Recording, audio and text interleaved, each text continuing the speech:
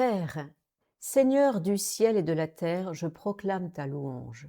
Ce que tu as caché aux sages et aux savants, tu l'as révélé aux tout petits.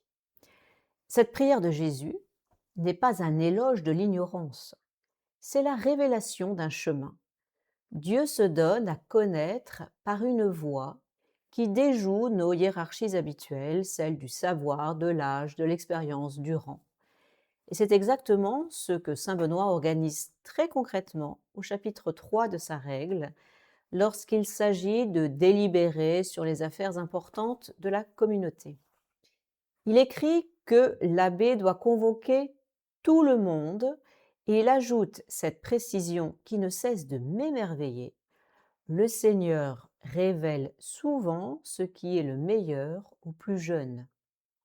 Non pas malgré sa jeunesse, mais parfois à cause d'elle, parce qu'il n'a pas encore appris à se taire par prudence, à calculer ce qu'il convient de dire, à se ranger derrière l'avis de ceux qui parlent le plus fort ou depuis le plus longtemps.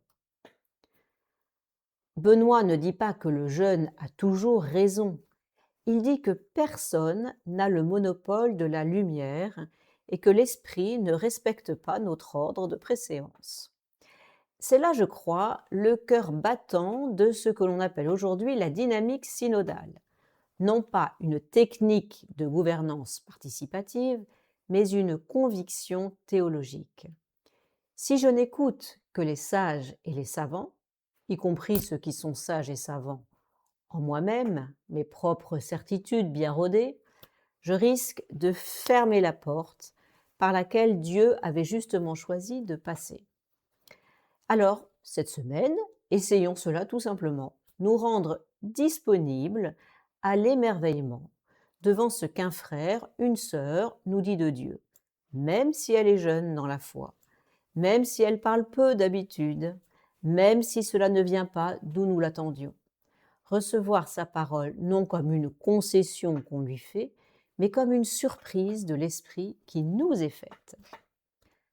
Car ce que les sages n'ont pas vu, le tout petit, lui, l'a peut-être déjà contemplé. L'émerveillement est la porte par laquelle cela entre en nous, mais ce qui demeure, une fois la porte franchie, c'est la gratitude.